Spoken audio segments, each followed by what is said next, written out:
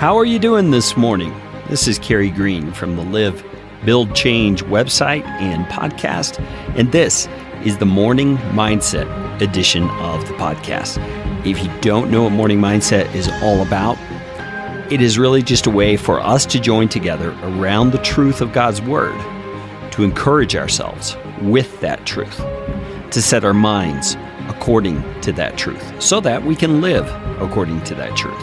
It's foundational to building anything with the life that God has given you, that you're able to live an authentic, integrated life that honors Jesus and magnifies His truth.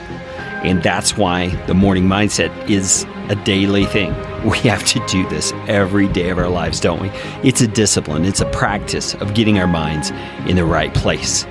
And we've been looking at the Gospel of John, chapter 14. And Jesus, in verse 18, has just promised to His disciples that He would not leave them as orphans, but He would come back. On the day He comes back to life, He would let them know that He is in the Father and that they are in Him and that He is in them. And He says in verse 21, "Whoever has my commandments and keeps them, he it is who loves me." Now, He's not saying you're proving that you love Him or you're actually loving Him by keeping the commandments. He's saying that your love generates obedience. It flows out of love because of your respect for the person you're loving. So in this case, because we love Jesus, we respond in obedience. We want to please Him. We want to satisfy His heart from the goodness of our own hearts, out of gratitude and thankfulness for what He's done.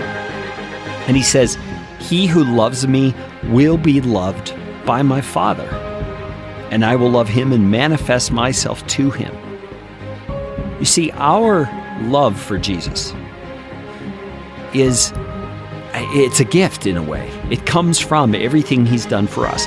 And that love that wells up inside of us causes the Father to love us in a unique way, like a child.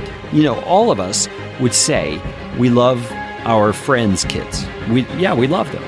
They're great, but they're not our kids. We love our kids in a different sort of way, correct? That's the idea, the feeling that I get from this passage.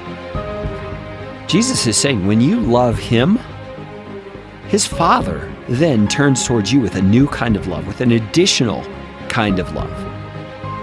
And it's a kind of love that enables Jesus to manifest Himself to us. Manifest Himself to us in a new way. Verse 22, the story continues, and Judas, not Judas Iscariot, said to Jesus, "Lord, how is it that you will manifest yourself to us and not to the world?" And Jesus says, "If anyone loves me, he will keep my word, and my Father will love him, and we will come to him and make our home with him. But whoever does not love me does not keep my words. And the word that you hear is not mine, but the Father's who sent me."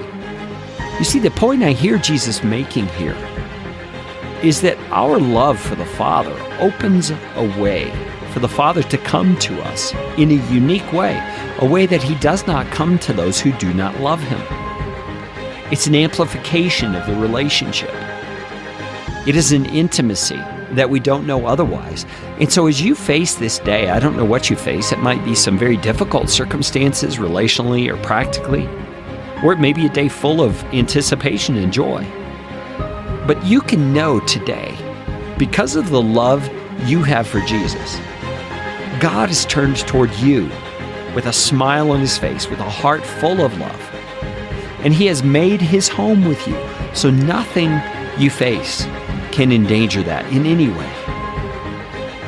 God Himself has promised Himself to you in a relationship of love. So go live your day today, confident that you are secure in that love and nothing can ever take it away. Let's talk again tomorrow on the Morning Mindset edition of the Live, Build, Change podcast.